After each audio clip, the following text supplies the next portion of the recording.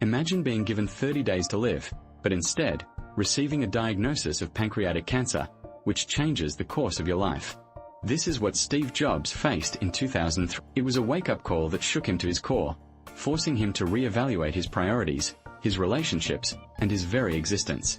In the midst of this turmoil, Steve Jobs delivered a poignant speech at Stanford University in 2005.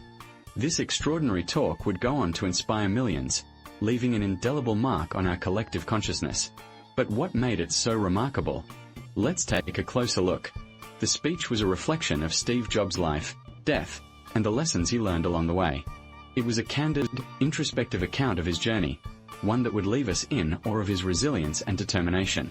As he stood on that stage, he shared with the world a profound message that would echo through the ages.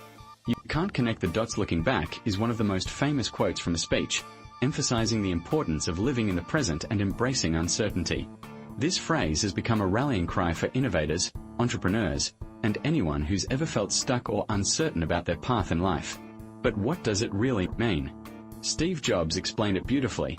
You can't connect the dots looking back, because the dots only appear when you look back. In other words, our lives are a series of moments, each one building upon the last, but only when we look back do we see the connections, the patterns, and the meaning.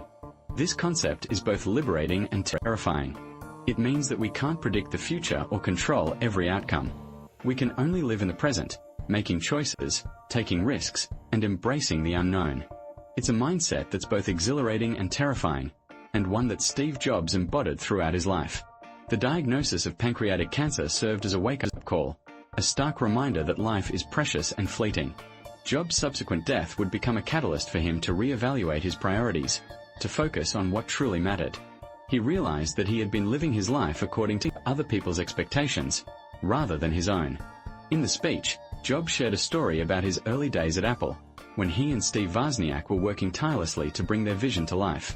They were passionate, driven, and willing to take risks.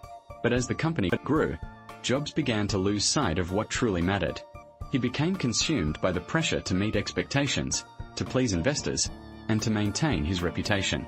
It wasn't until he was forced to confront his own mortality that he realized the importance of living his life on his own terms. He started to prioritize his relationships, his health, and his passions. He began to see the world in a new light, to appreciate the beauty of the present moment, and to find joy in the simple things. As we reflect on Steve Jobs' life and his speech, we are reminded that we all have the power to choose how we live our lives. We can get caught up in the expectations of others, or we can create our own path. We can let fear hold us back, or we can take risks and pursue our dreams. The speech is a powerful reminder that our lives are a series of choices, each one leading to the next. It's a call to action, a challenge to live in the present, and to find meaning in the uncertainty. As Steve Jobs said, "Your time is limited, so don't waste it living someone else's life." As we move forward on our own journeys, let's remember the wisdom of Steve Jobs' words. Let's take the leap, let's take the risk, and let's live our lives on our own terms. Because, as Jobs so eloquently put it, the people who are crazy enough to think they can change the world are the ones who do.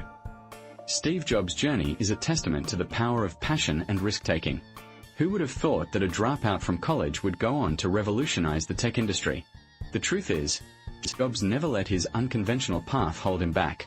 In fact, it was his passion for design and innovation that led him to co-found Apple with Steve Wozniak. Together, they created products that transformed the way people interact with technology. Their first product, the Apple I, was a simple yet groundbreaking computer that sparked a revolution in the industry.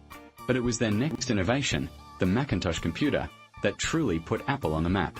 Launched in 1984, the Macintosh was the first commercially successful computer to use a graphical user interface, making it user-friendly and accessible to the masses. It's no wonder that the Macintosh was hailed as the computer for the rest of us. However, Jobs' willingness to challenge conventional wisdom and push boundaries didn't stop there.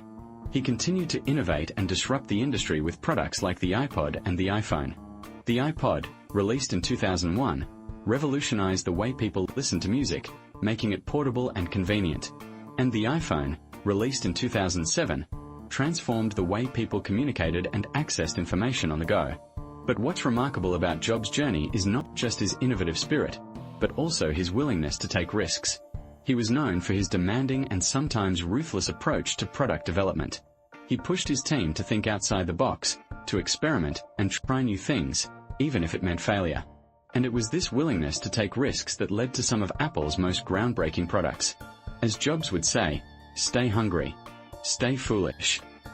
It's a phrase that encourages us to remain curious, to take risks, and to pursue our dreams, no matter how impossible they may seem. It's a message that resonated with his audience at Stanford in 2005, and it's a message that continues to inspire us today. But what does it mean to stay hungry? It means to stay curious, to stay open-minded, and to stay willing to learn and grow. It means to be willing to challenge conventional wisdom and to push boundaries.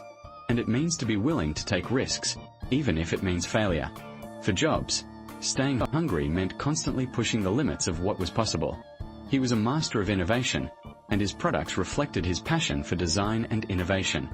He was a true visionary, and his legacy continues to inspire us today. So, what can we learn from Steve Jobs' journey?